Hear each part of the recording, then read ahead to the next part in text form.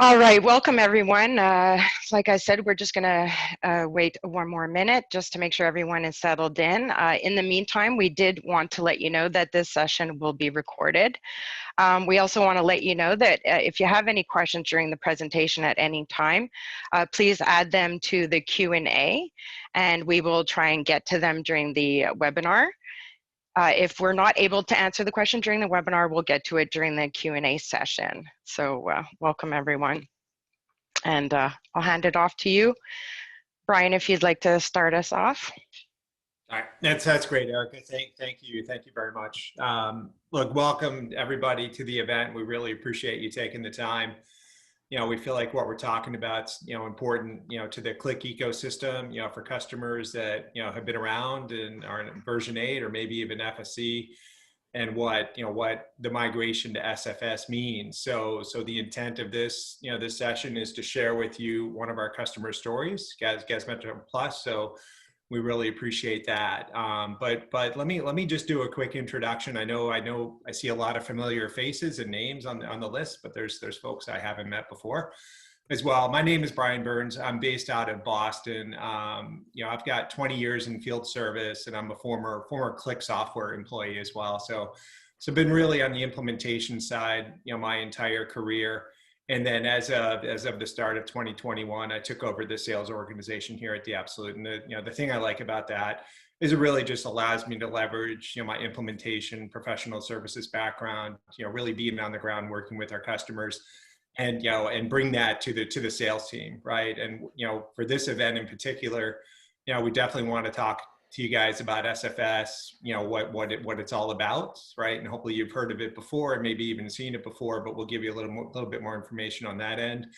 And then obviously, for the version 8 customers and the end of life at the end of 2023, start thinking about the migration planning, because that's going to get here pretty quickly. So like I said, we're excited for the event. We're going to talk about Gasmetro Plus. First and foremost, I'd like to thank Mizoon, who's with my professional services team, and Dominic Corbeil, from Gasmetro Plus, both for the successful project and for taking time to participate in this event. We're going to also do more of these events as the year moves forward. Okay, so we'll communicate out to the list that's here today, and we'll post on social media and whatnot when those events will occur.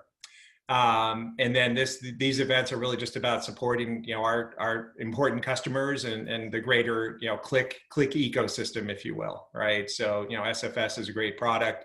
We see a lot of value in it, in migrating to that solution. And then, one thing I'll mention, and you'll hear this a few times, is the power of that Salesforce platform, right? So it's not only do you get a very good, field service solution, but the platform and what you're able to do with it, it's changed us as a company. Our focus is always going to be field service for sure, but it allows us to do more and more for our customers. So we're excited about that. And then we'll, the last thing we'll do at the end, we'll do the Q&A that Erica mentioned, and then we will do a quick preview demo, right? It's not in depth. It's just, hey, if you haven't seen it before, you want to stick around and, and see what FSF is all about, we're going to do a small demo at the end as well. Okay, so I'm going to hand this over to Jim McGonigal. He's the Director of Alliances at FSM Alliances at Salesforce. And Jim's going to talk a little bit about, Salesforce, SFS, and, the topic of the day, which is the migrations. Okay. Thank you, Brian. Good to be with you all. And I want to thank you all for certainly taking the time with us today. As Brian said, I was the SVP of Channels and Alliances for Click Software for 4 years prior to the acquisition of Salesforce. So as a former Click employee, I want to thank you all. You all have been longtime customers of Click Software. You're still our customers today, and we've got that background in our history together. So I do want to thank you for your loyalty and your business over the years. I also want to extend a warm thank you on behalf of Mark Gattini, who was the CEO of Click Software. Mark is still the General Manager and EVP of Field Service Management for Salesforce. He is very involved in the program of migrations, getting our Click customers over to our SFS platform. So I do want to extend his warm welcome, his thank you in advance. Also to let you know that he is really responsible for the product roadmap in Salesforce Field Service, and is very much innovating with you all in mind, with Click customers that need to move eventually into a new platform, into a new solution, and migrate your area. So I wanted to send that back to you. This is exciting. This is the first time I've worn a collared shirt in at least 12 months. So I want to thank the Absolute team for inviting me on and making a few comments. Thank you to the Diab team. You guys have been a long partner of Click Software, decades, measured in decades, and long time partner of ours, as well as leaning into the new world of Salesforce. You're well trained, you're well certified, and you've got unique backgrounds in Click, in our world of migrations that is really relevant and salient to our customers that are on the phone with you. So I want to thank you all in advance with the experience that you bring to this. So why don't we just quickly go to the next slide. We have usually a necessary disclaimer. If you, as you make other decisions to purchase more products from Salesforce, purchase what we actually sell. We may have some forward-looking statements. I don't think so in this presentation, this webinar, but if you do make any other purchase decisions, let's all make sure that we're going to sell you something that is actually in full production, which it always is. Okay, next slide. You're going to hear this conversation from us. I want to just make a few comments about sort of placing ourselves on the map, on the journey. You are all Click V8 customers, or in some cases, you're a Click Field Service Edge customer.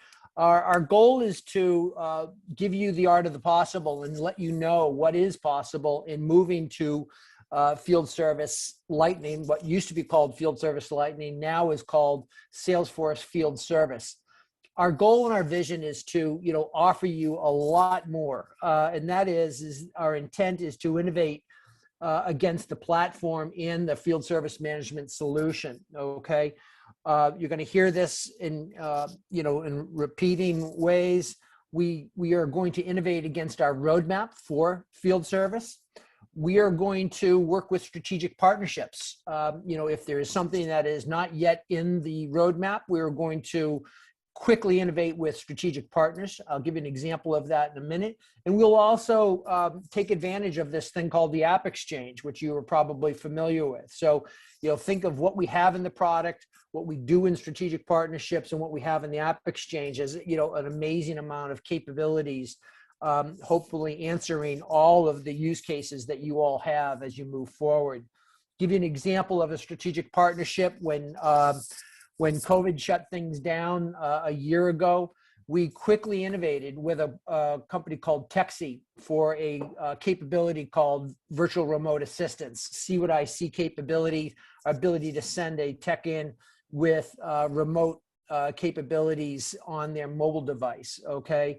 From the time that we, started the conversation with them to the time we made that product generally available as part of Salesforce Field Service, it was less than 6 months. Okay. So we will move quickly when we have to, when our customers have certain capabilities and need their operations to provide that. Next slide.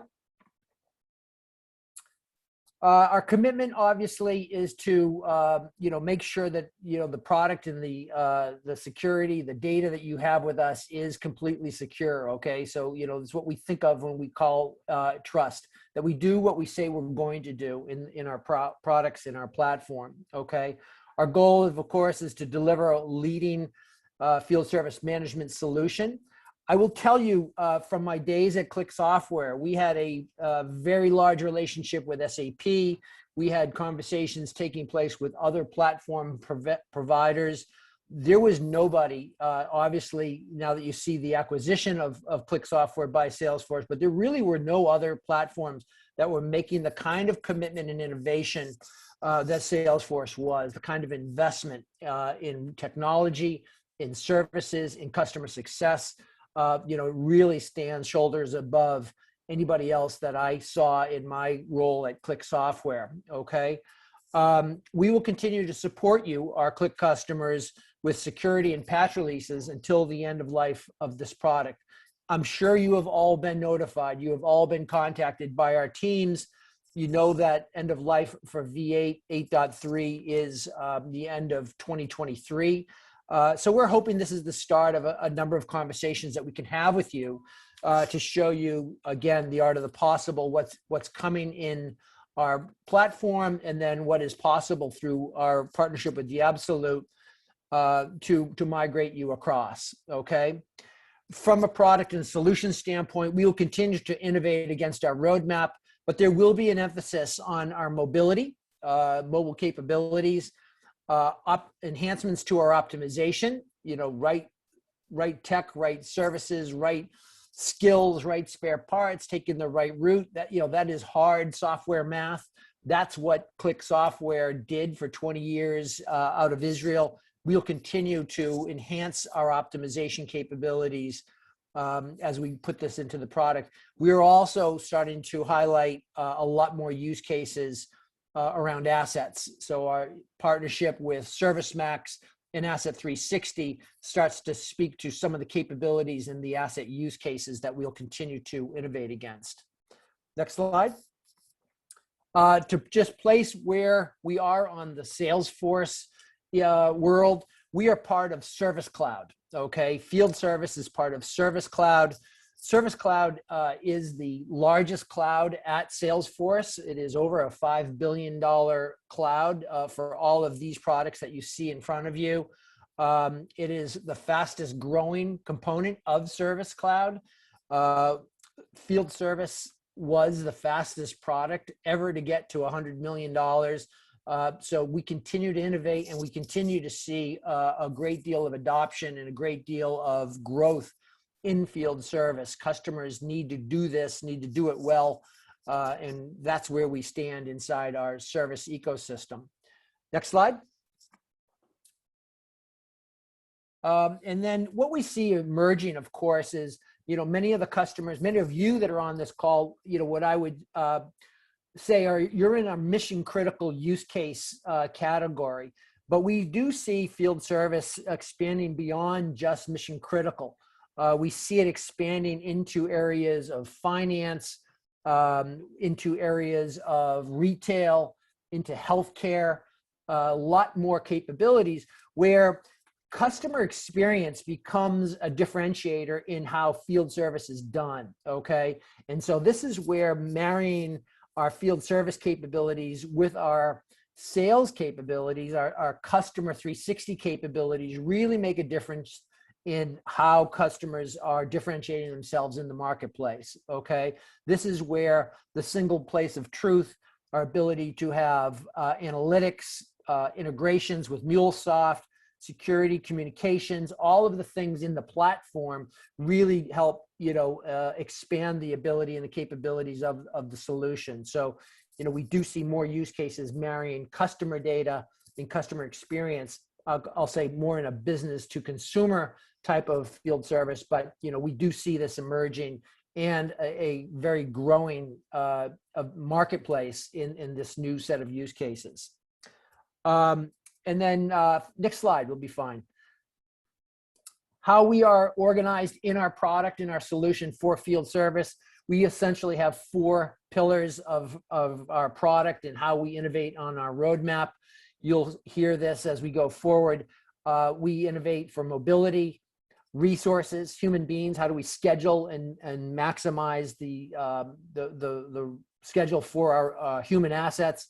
I talked about assets,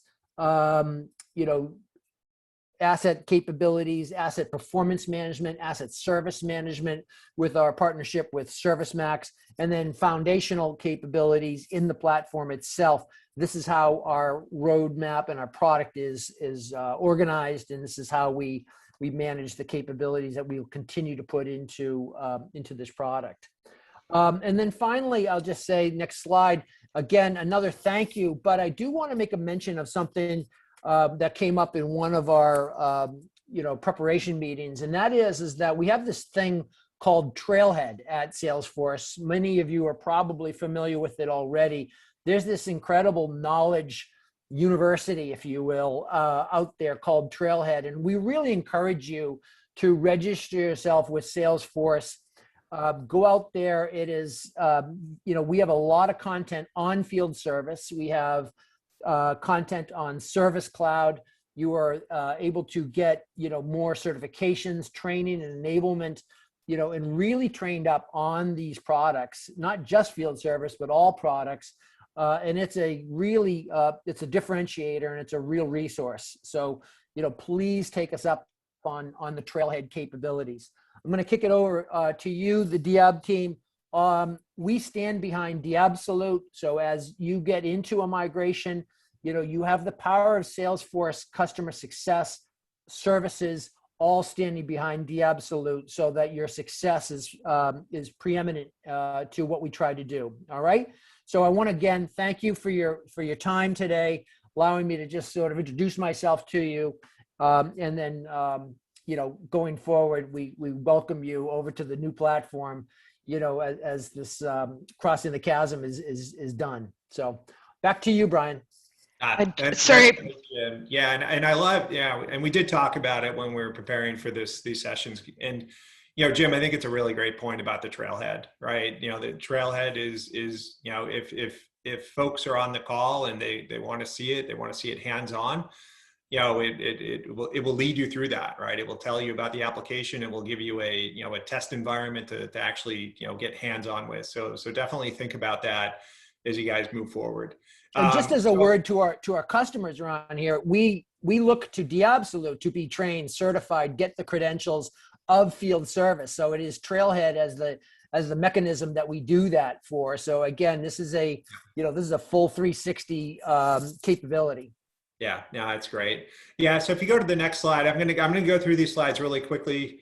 I just wanted to talk about Diabsolute a little bit, right? So the acquisition of Click, right, by Salesforce, it's changed a lot, right? Especially for the customers that we're on 8.3, for the folks that went on to FSC, right? It's changed the future, right, for us all. So, but we also look at it as a very positive development. Because there's more, right? There's more capabilities, there's more options, there's all the security that Jim talked about, the power of Salesforce and what all that means. So it's really good for our customer base. Like I said, we're a longtime Click partner and reseller since 2003. Through the course of our relationship with Click and with Click's customers, our customers, we were one of the top partners in the world, and we were the only partner certified on the FSE platform as well. We have a big list of customers, which we value greatly. We've had many long relationships with all of our customer base. We've implemented large enterprise projects, mid-size, and we have, a myriad of small business customers as well.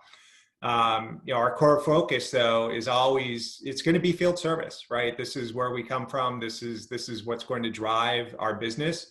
But the good thing about, now being a Salesforce partner and working on the Salesforce platform is we can do more. We can do more for our customers. We can start looking at call center, improving customer experience, looking in, the sales side of the business, the financials, project management, and much more. So it's good for us, and we think it's really good for our customer base. Next slide. And just the history on, if you think about the migrations, right? This platform shift, it's happened a few times in the past. Okay, so for the customers, and Dominic, you and I went live, back on version 7 back in the day, over 15 years ago. And since then, I think you did, we've done a few migrations. We ended up on version 8.3. But whether it's, going from version 7 to version 8 to FSE, and then version 8 or FSE to SFS, this is what we've been doing with our customers, for a long time. So we've got a lot of experience in that. We see it as a natural evolution, for Click customers. When you compare the two applications, they're very similar. We're going to talk to Gas Metro Plus, 15-year customer of Diabsolute. And, as I mentioned, I was the lead consultant on that project. And I've been supporting them ever since with these platform shifts. Next slide. The last thing I just wanted to talk about, and Jim mentioned this, is the power of the power of the platform and the power of that partner ecosystem that they have in their App Exchange ISV partners. These partners that I've got listed here, these are our key core partners that we have right in the ecosystem, and we have more. We have many more partners that we work with, but these are the ones that really look at operationalizing asset data, right? Taking that data out of, let's say, an SAP or a Maximo and getting it easily into the back office and the field systems, so people can actually leverage, can action against the data. Integration of IoT and GSI workflow, right, are capabilities that are provided by the partners. Warranties, contracts, and entitlements, right? For companies like home services, that's all available. And then as far as like supporting Windows 10 and providing options for very sophisticated, right, forms, we have partners, that we work with that provide that as well. So the partner network's very important. And why is this different, right? Maybe from other things that you look at in the marketplace. These solutions, they all run in the Salesforce platform, right? They're natural extensions of core Salesforce SFS capabilities. It's the same object model. There's no integration work to be done. Everything just works, right? And when you go to actually, at the tail end of the process, when you want to start doing your BI and reporting, it's all there, right? There's no integration. There's no data configuration. There's no scheme changes to different disparate systems. It's all on a single platform. And that's really the power of both the Salesforce solutions and SFS and all of these partner applications that come with it. So I'm going to hand it off to Mizoon because I think we're running a little bit behind on the time. And Mizoon's going to talk about, we're going to talk a little bit about our migration project approach. And then after that, we'll have an interview style Q&A with Dominic from Gasmet Plus. So Mizoon. Perfect. Thank you. Thank you, Brian. For those, welcome everyone, by the way. For those who don't know me, I'm Mazu Wasim. I'm Director of Professional Services here at The Absolute. A little over 9 years with the company now. Have been into the field service management area for past 16 years. Majority of them with Click. So I have experience, as Brian mentioned, we started like from 7.x to 8.x to FSE to SFS most recently. I'm mainly responsible for looking after the delivery side of the shop and taking care of our customers from starting the project to taking them all the way to the go live.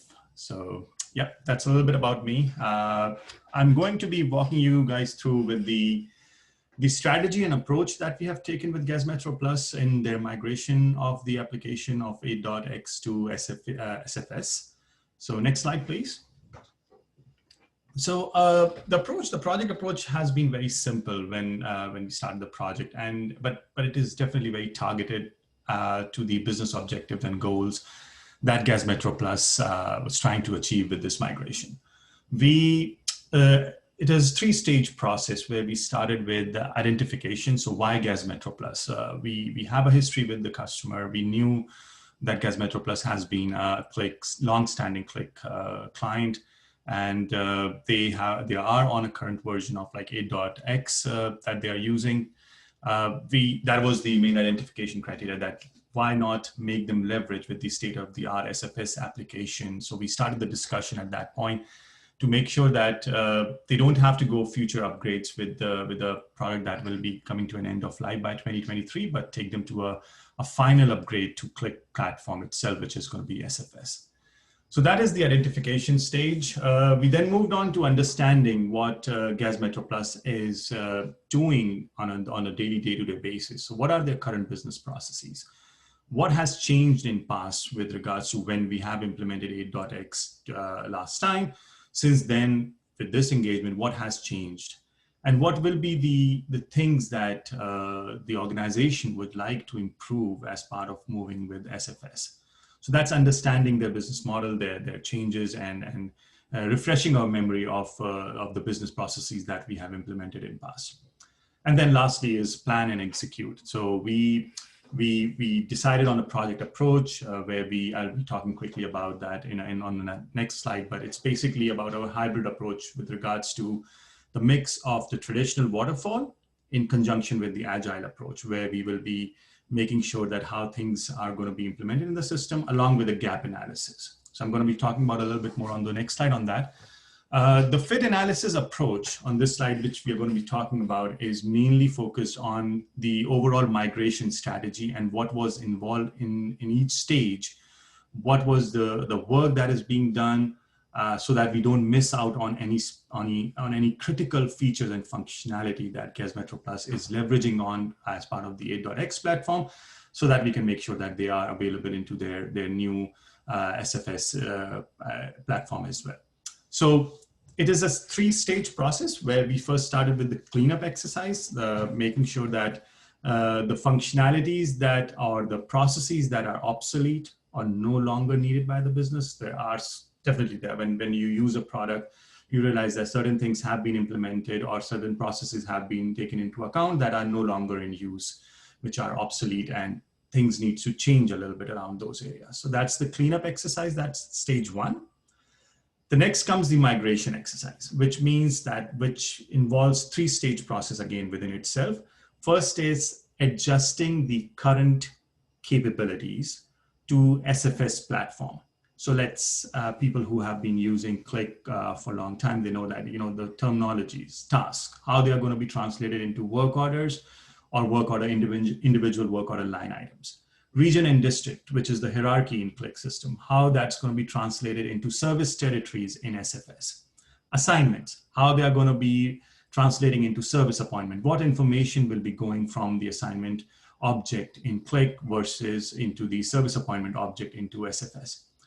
Once we have done that level of assessment, we do a business conversation around those areas, make them understand that these are going to be those changes, and finally taking it to the approval level that yes, this is how we are going to be implementing it. The next stage is migration of like-to-like features and functionality. So things that can be easily translated from as a one-to-one, say for example, calendars, Gantt, filters, things like those, like, the one that are being there in Click 8.x platform, and they can be translated for like corresponding functionality in SFS. Third step of a migration is features that are not available today in SFS. So things that the business is heavily relying on, they are using into their daily day-to-day operations, but they are not right away available in the platform of SFS, but will be there in the roadmap, let's say 6 months down the line. The discussion that needs to happen around that is, can the business wait for a release happening in the coming quarter or maybe 6 months from now? If not, then we explored the possibility of customization route. So SFS provides a lot of capabilities around that area as well. Depending on, we generally don't want to go that route, but again, if there's a business critical, mission critical need that needs to be met right away, then yes, customization will be an option. One example with GES Metro Plus was the shift management functionality, where the recurring shift patterns need to be created. That was a functionality that was expected to come later in the release, but last year in June, GES Metro Plus needed that functionality right away, so we went with the customization route. It's not that we do that work in silo. We come forward with the approach that this is how we are going to be taking it forward. And once agreement with the business, with the core project team from GES Metro Plus side, then we took that into application. Last but not the least of the fit analysis approach includes the upgrade. So things that you might not need the right away, or things that are nice to have. Again, they will be made available to you as part of the regular upgrade process. SFS is a cloud-based application, so you don't have to worry about things getting available to you through a install of something by your team or by your admin team. It will be made available to you as soon as that's made available to the cloud itself. So you can just leverage those functionality as part of the upgrade process, which is taking place every year as part of the regular release cycles by Salesforce. Next slide. So once we have identified the overall scope of the project, which includes like for like, the things that need to go obsolete, the things that requires customization, we worked upon the rollout schedule for the project. As I was mentioning earlier, we used our tried and tested hybrid approach. So hybrid, when I use the word hybrid, it means that we used the traditional waterfall for the planning and design and blueprint phase. and we use the agile approach for the development phase. So if you see the expansion of the agile approach that we have in the sprint, we use the iteration planning where we build the backlog based on the features and functionality that needs to go in a specific sprint. If I recall correctly, I'm just refreshing my memory, we have like 4 sprints planned for GES Metro Plus, where we have distributed the features in equivalent amount of chunks so that they can be understood by the business when we design them, build them, demo them to the business so that they see what is coming, so that they can start planning their test scripts, they can start planning their user groups that needs to be performing the UAT, and giving them the opportunity to also look and feel that into the system by doing a partial UAT. So that's how our hybrid approach works. The sprint, because that's the main phase that requires an early realization of the product by the user so that they can prepare well for the actual deployment at the later stage. We also use the review processes, what processes are going to be changing throughout the cycle of this implementation, things that GES Metro Plus change management team has to account for the groups that will be using the application going forward. Again, followed by our daily Scrum calls that we need to have to make everyone onto the targets and the goals that they have to achieve in its specific sprint from a delivery perspective. And then moving back onto the mix of waterfall, again, coming back to the waterfall approach with regards to quality assurance, where again, the testing and then making sure that the product is meeting all the guidelines of what we have agreed upon. And then finally taking it for deployment into production environment after doing the successful UAT and completing the UAT cycles. Some key takeaways from our strategy and approach, the way we have used it for GES Metro Plus. The main thing was the timeline. We have, at the beginning of the project, we have agreed on to a roughly 4 months timeline. We were able to finish the project within that timeline. So we made sure that our timeline stayed on track because, again, that's the key to give the product into the timeframe that we have agreed with GES Metro Plus. Focus on like for like. We wanted to make sure that whatever GES Metro Plus business is using today, that is made available to them through the new SFS platform. And that's what our main intention was. To make sure that nothing is going to be left out so their business can operate as usual with the new platform. Ongoing adjustments using our iteration of the build cycles of the sprints that we have. So adjusting the schedule with regards to anything, the features that might be going in sprint 1, but they are not right away needed by the business to start their scripts. This matching it with the script cycle that they're developing, moving some of the stuff from sprint 2 to sprint 3, or bringing some stuff forward or functionality forward from sprint 3 to sprint 2 to do that ongoing adjustment. Old versus new integration. This is because we were integrating with the GES Metro Plus CRM system, the in-house developed CRM system with SFS. So this is one of the main thing that was the biggest challenge that we have identified at the project level. And we were able to do that seamlessly with SFS. We want to make sure that all the work that is supposed to flow from their existing CRM should come down successfully to SFS. And that was the old system versus coming to the new SFS platform seamlessly. And last but not the least is, of course, one-time rollout. So we used the Big Bang rollout approach where we rolled out approximately 30 plus technicians in one slot, made sure that the chain management part has been taken care by GES Metro Plus internally, but our approach was straightforward with one-time rollout to the end users. And next slide, I think that's the last one. Yeah, and with that, I will hand it over to Erica. Thank you. Thank you, Mizoon. Hi, everyone. My name's Erica. I'm the marketing manager at Absolute. And today, like we've already mentioned, we're joined by our customer, GES Metro Plus, to share with you their clicked SFS migration experience, a little bit their lessons learned and efficiencies gained since the implementation. So welcome, Dominic. Thank you again for joining us today. Thank you. Thank you, Erica. So Dominic, can you introduce yourself and tell us a little bit about GES Metro Plus? Sure. I'm Dominic Corbeil. I'm the Senior Operation and IT Director of GES Metro Plus. Our business is a field service one for natural gas equipment.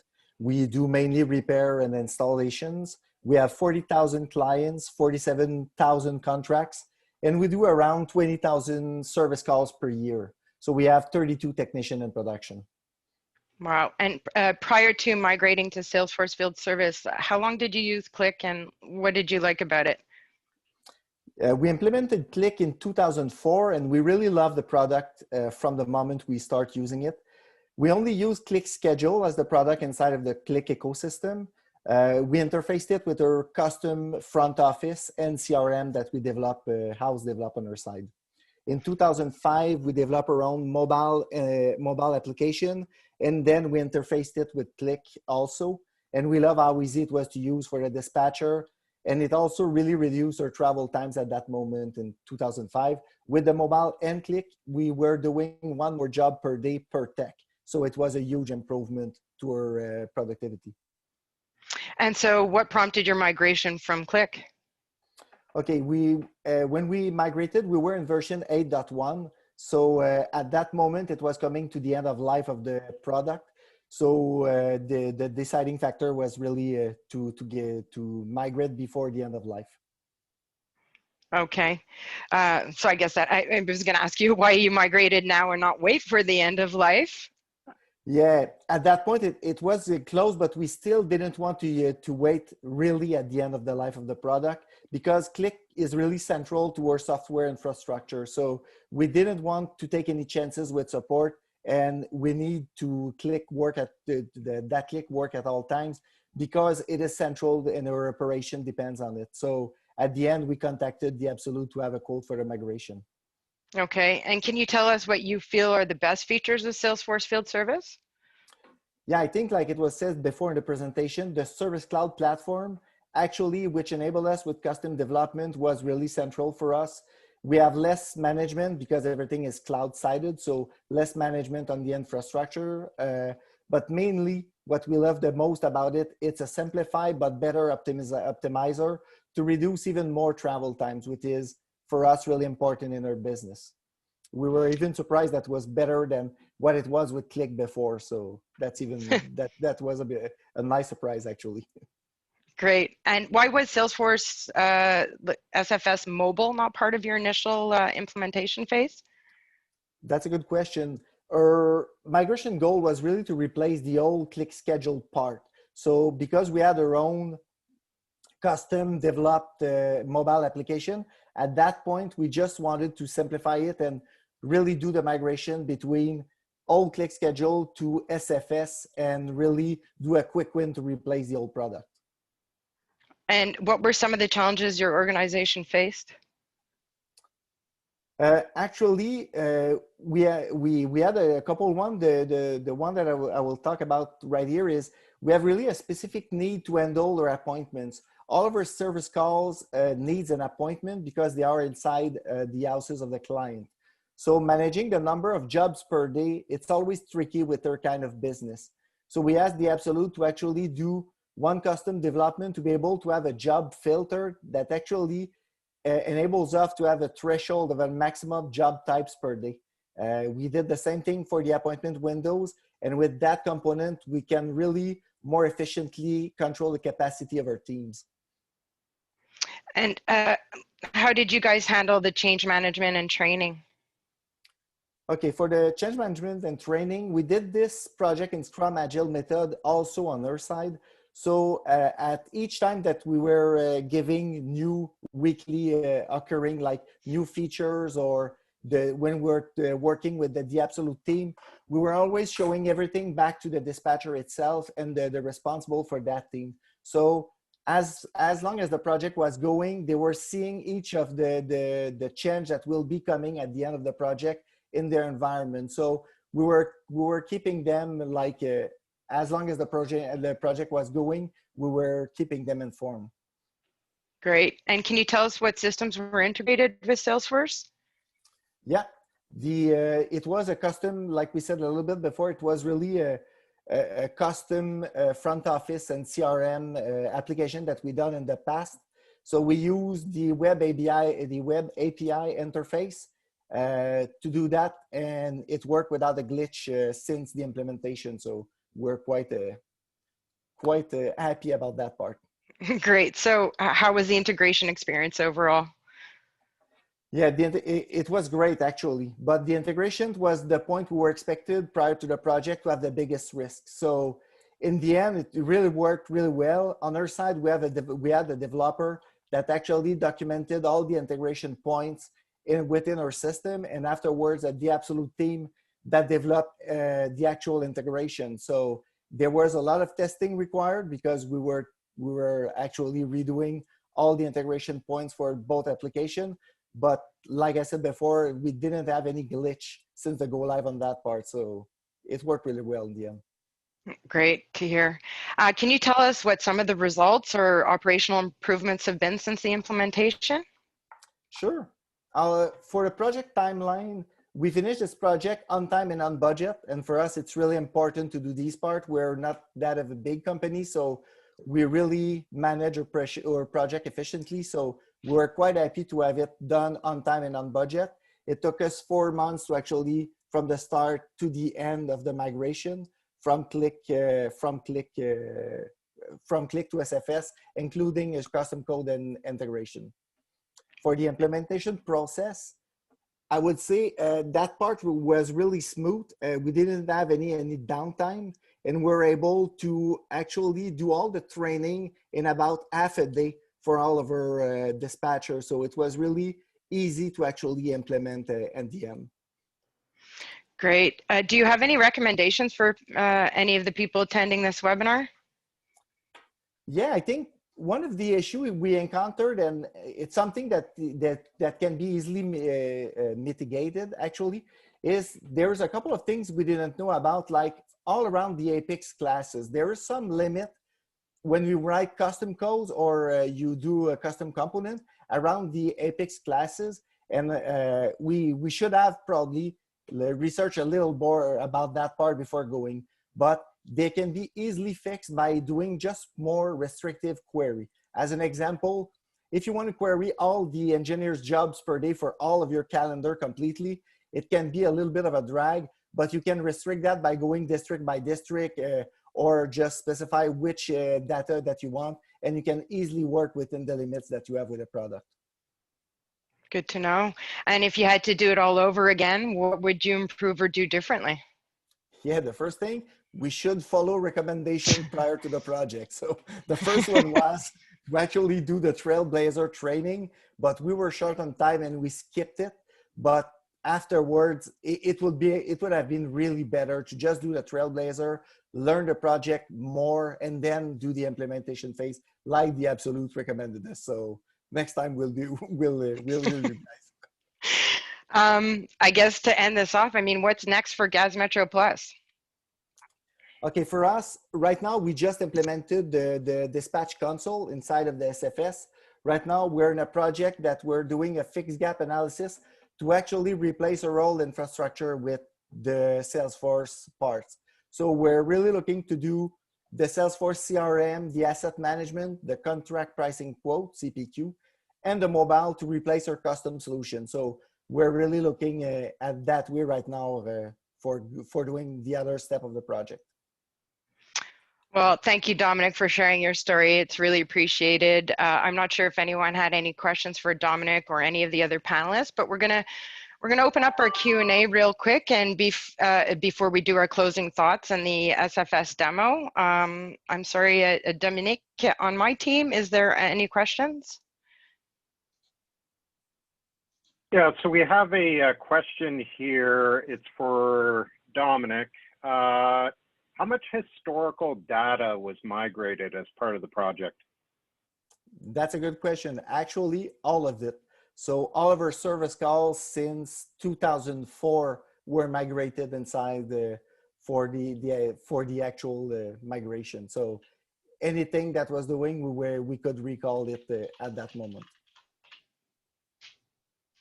And we have another question. If I understand this correctly, how was the user experience transitioned internally? So I guess they're trying to, this is a question in around the difference in terms of the user experience compared to Click. Okay, that's a good question. Actually, our dispatcher really loved the product. It's really similar to Click, but it's also better than in many little ways that it was. The first one is really with the travel time. We gain about a 15 to 20% improvement on our travel times by doing the SFS version. The other function is real little things like you can now pin assignments without being a status-based changes. So you can now pin appointments and have different statuses going on even at the same time. So it's much clearer with the information. And when you have 2 or 3 service calls in the same district or really close next to each other, you can actually modify the text above your service call to actually says, for an example, like keep these 3 service calls together and it's the same like client or the same proprietor at the end. So it's there's really cool and easy ways to work with it, and our dispatcher really loved that. Okay, you're very popular, Dominic. I have a few more questions. No how much data cleanup was required for the historical data?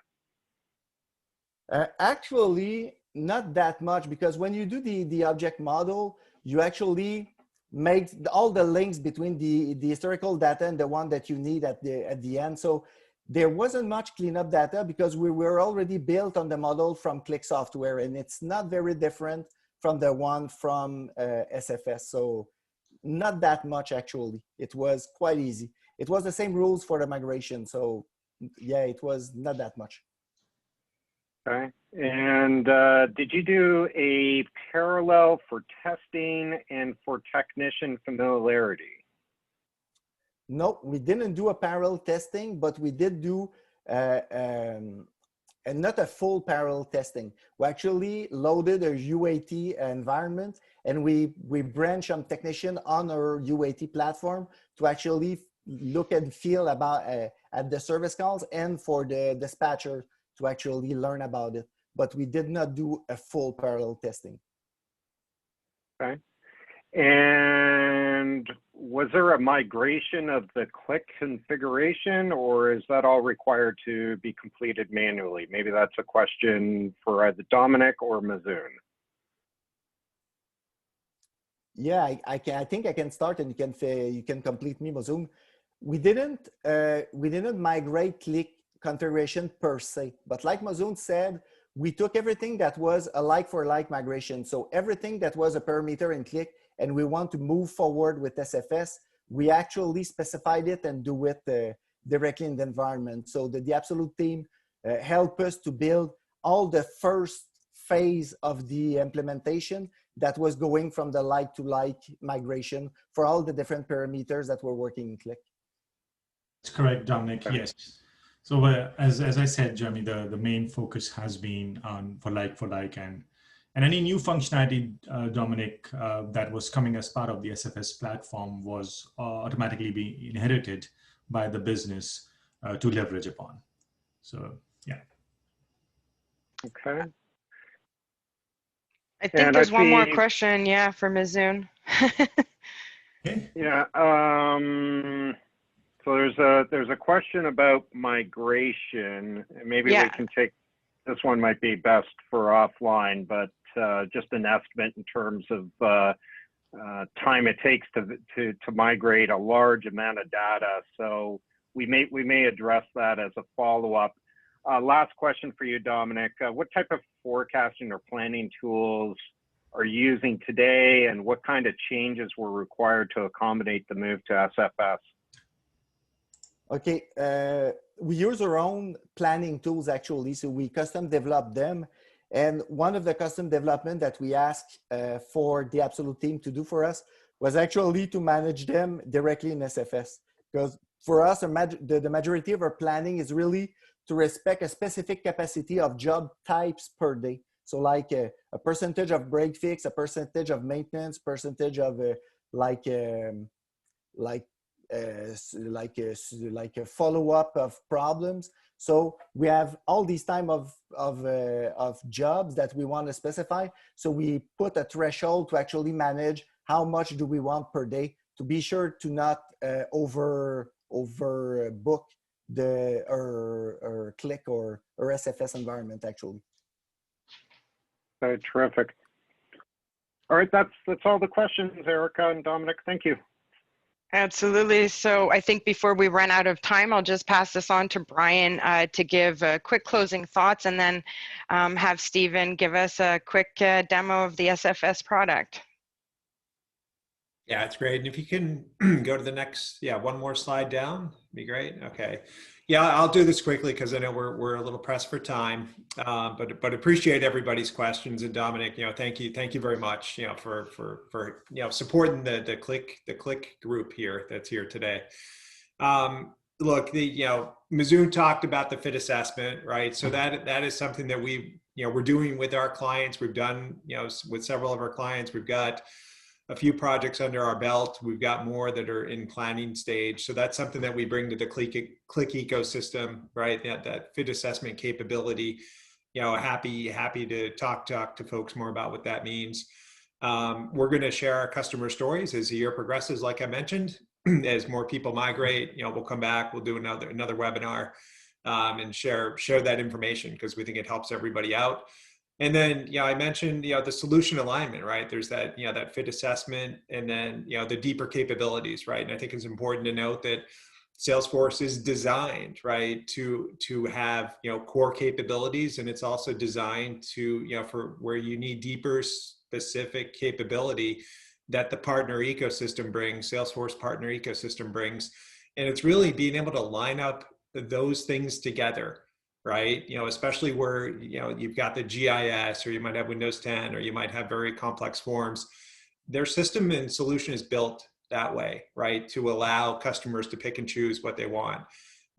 So that's important to understand what the options are out there, right? And then, to have, to have the conversation, like what makes sense? What is the right solution, for the business, for the operations, for the back office, for the field?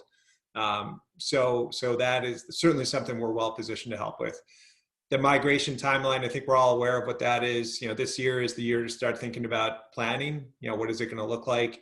2022, there's, I would think either you've got a decision on how you're going to move forward, later this year or early next. And then that leaves you up until the end of 2023, right? To move off of, let's say, version 8.3.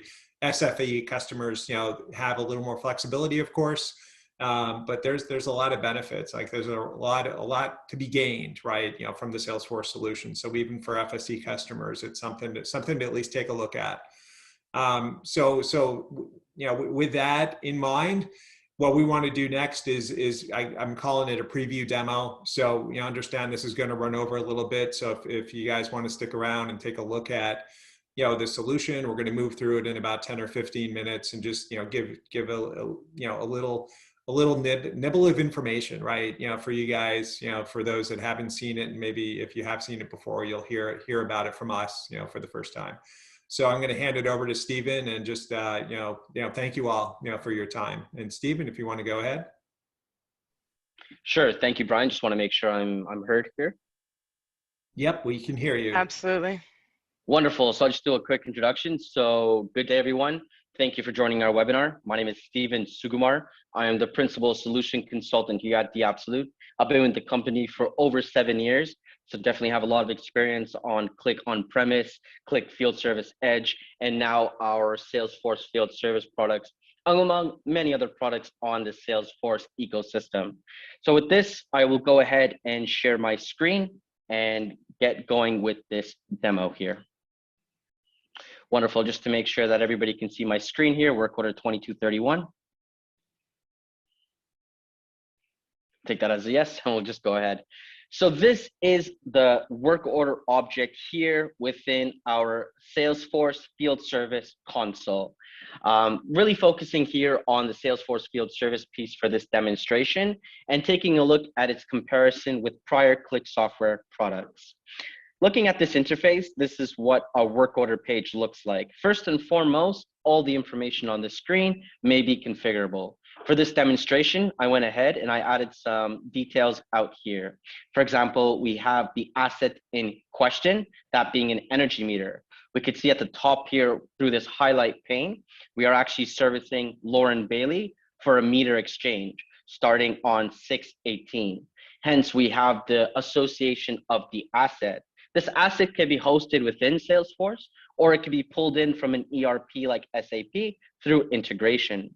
Next, we have our work order line items here. And this is really a difference between Click Software and Field Service. Click Software had the notion of task and assignment, whereas now Field Service has a 3-tier hierarchy where the top parent is the work order, and then we have underneath what are called line items as well as service appointments.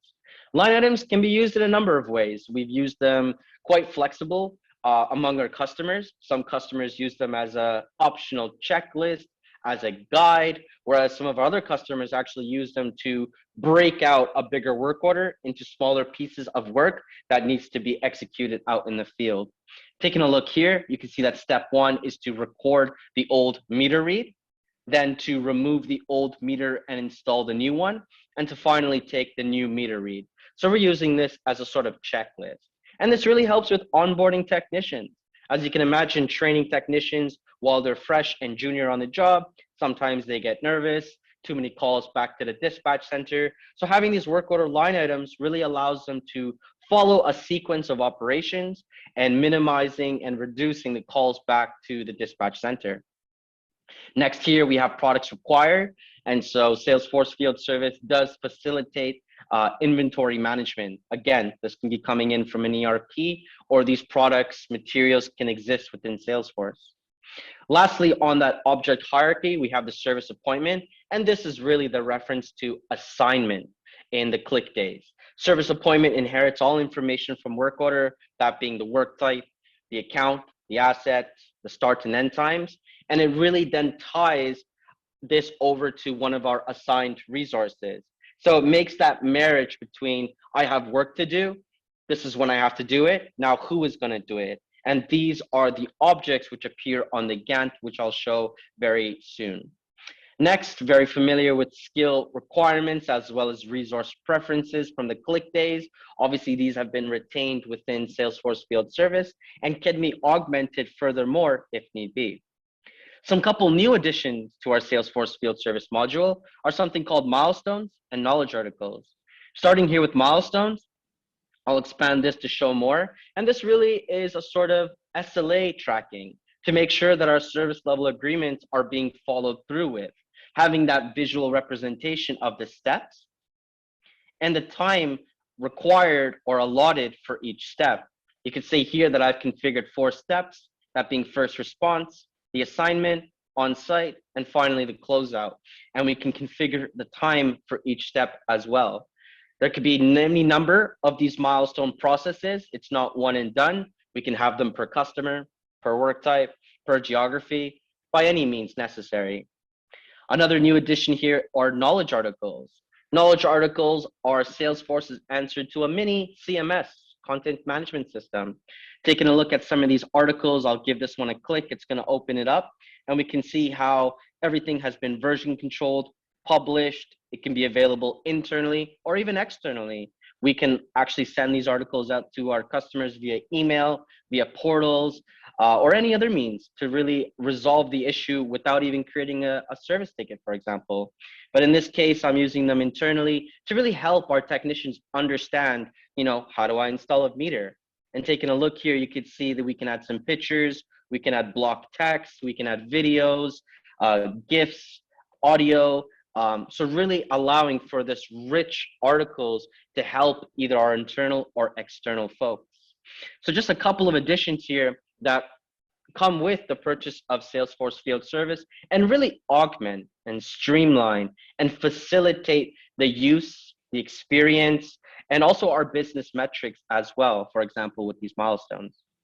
We'll come back to the top section here, but you can see that this is how we actually go about scheduling out some of our work. Coming down to the bottom here, you can see our status path for the work order. This can be configurable. We have our details right here. So we can see the work type, the territory, priority, the asset. This is the entitlement, which is driving the milestones here, duration, so on and so forth. I just want to point out very quickly, case, opportunity, order, quote. This is really where Customer 360 from Salesforce comes into play. This being a platform, it really allows us to now associate purchase orders, sales orders, service tickets, opportunities, quotes with these work orders, and really give us that 360 visibility into our business. Where's this work order coming from? Is it coming from a purchase order? Is it coming from a service ticket? Now having that traceability really allows us to see the life cycle of this work order from start all the way to finish, if that's to be billing.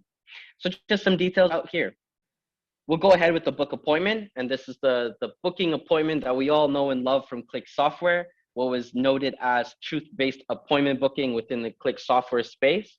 That has been retained here within Salesforce Field Service and can be augmented as well. As Dominic said, appointment booking was very important for his business. And we at The Absolute were able to tinker with this appointment booking process to get it perfect for how Dominic wants to run his business. We could see here we have our slots. We have 2-hour appointment windows here. We have some grading available, all these visual cues to really help the dispatcher understand. We'll go ahead, we'll choose this slot. And in a moment, you'll see how this work order has been scheduled out to the field. We're going to hop here to our Gantt chart and let it load up. And you could see quite familiar Gantt chart for those of us on Field Service Edge. For those of us on the on-premise product, this is very a new, refined and slick interface. For those who understand Click Software or Field Service Management, we understand what a Gantt is. We have our jobs with configurable statuses represented by the colors. We have our icons. We have our travel times. We can see here the travel to is 8 minutes being the first job. And all of this is available out of the box, including the travel calculations powered by Google Maps. We still have our capability to create filters. You can see here a list of filters, most of them out of the box, but I as a dispatcher may always create my own filter, enter in some information, start to add in some fields, the operation and or logic, and actually make this available for my colleagues if need be. So the Gantt interface within Field Service has been retained and augmented as well. We can see some KPIs up here at the top. We can see our average travel time, our total duration of work that's been scheduled here for this date, how many jobs have been completed, are any in rule violation or jeopardy. So really just streamlining this interface to give the most crucial information to our dispatchers so that they may have the most amount of time and efficiency to do the work at hand rather than exploring the interface and looking for items on the screen. Lastly, I'm going to show my mobile device here. So let me pull this up and we're going to go ahead here with our, just let me bring this down here, actually, bring this back up, and actually wrong one. And we're gonna go ahead and open up our Field Service mobile application. I'll leave it on this screen for now, and I will just discuss about the most important thing, which is offline technology.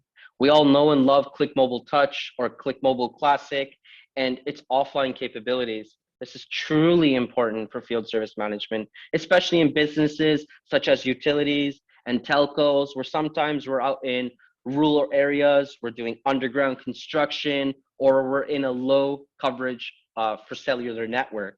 And Salesforce Field Service Mobile has been built on an offline first technology, very similar to Click, for those familiar with the store and forward protocol, in which all the data has been loaded on the initial login. There's no interruption to the technician throughout their working day. They make updates. As soon as we come back into coverage, we're able to automatically synchronize all that data without a single touch of the screen from the technician's perspective. I just want to quickly go through the interface here and then we'll focus on a job. We can see here that the main tab is schedule, and this is going to show all of the assigned work for the respective technician. Here we have our inventory management. You can see all of the parts, all of the materials, products that are currently available on a truck, currently available at a warehouse, however we want to manage that. We have our notification screen, and lastly, we have our profile screen. This allows us to check our absences, PTOs, lunch breaks, and actually make a request which may flow through an approval process if need be. But for now, we're going to focus here on the work order, give this a click, and this is going to give us information about this work order. We could see some information at the top. This is going to be a meter read. We're servicing this for Lisa Jones. You can see I'm located out here in Montreal, and it's giving me directions out to Regina. We have our one-click driving directions. I can click this, open it with Google Maps, for example, and directly interface with our mapping software, our routing software, to give us turn-by-turn directions. We have our contact card here, allowing us to easily one-click call, text, or email. We can have our asset service history if there was an asset associated, and our line items would show up here. I want to focus on what are called actions, and this is really how we are able to input, record, and log data within the system. Focusing here on our completion process, this is a form that I've configured for this webinar here about a meter read. So we would take the location of the meter, for example, perhaps it's in the backyard. We could see the asterisk on the old meter read. This is stating that it's a required field. We can enter in some numbers here. We've already auto-filled out the serial number for the new meter, as this has already been provisioned for the customer. We would then take the new read. We would add in any comments as necessary, as a free text box, for example. And lastly, capture any images as required. This can either be coming from the device itself, or I can actually use my camera on the device to take a photo as well. I can even annotate that photo. So if I give it back a click, I can enter in some information here, for example, table, really allowing us to capture all of the necessary information in regards to pictures as well. And so flip this back. And so that is one way that we are able to configure forms and capture information out in the field. That is the end of our presentation. I do thank you for your time and for your attendance on this webinar. It's been truly appreciated. Thank you.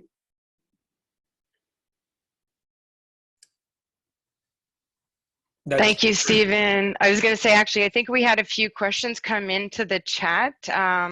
One of them, I'm sorry, she said she could wait till after the demo, so we're a little over time and we'll get to it first. The question that we got from Lisa, I'm sorry, somebody just closed my window.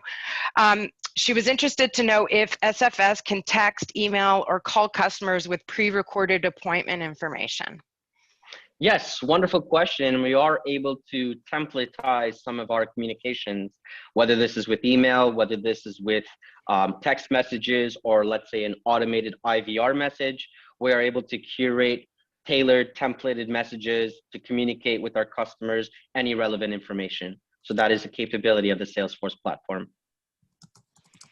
Okay, and one of our other questions, I'm not sure if it's for you, Stephen, or another member of our panel. How does the GPS tracking work with Windows 10 devices with internal GPSs when using Chrome? Yeah, so in terms of the field devices out in the field, as long as they have GPS technology, that would be automatically grabbed by the field service app. So the app would automatically grab those GPS coordinates, and we actually have some configuration in the background to adjust the frequency, the accuracy, or the precision as well. So it's all happening in the background, seamless, and if need be, we can configure those metrics to better refine those data points. All right, I think I've gotten all the questions. I don't see any pending unless there's anybody else that wants to ask something really quickly. If not, as you see on the final slide, you know, you're going to get a confirmation that you attended the webinar with an email to contact us for questions. Otherwise, you can always reach out to the marketing team, diabmarketing@diabsalute.com, and we'll forward it to the sales team to help you out with any of your questions, whether it's directly for Jim at Salesforce, Dominic at Gasmet, or you know, anybody on our sales team. So thank you again, everyone, for attending the webinar. We really appreciate your attendance, and we hope that you enjoyed it. Thank you, everyone. Yep, Thank you. Thanks. Bye. Bye, everyone. Thank you.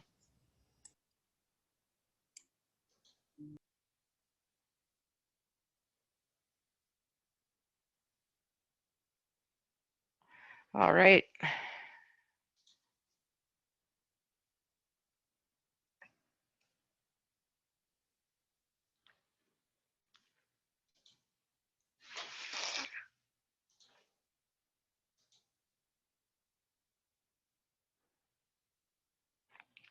All right.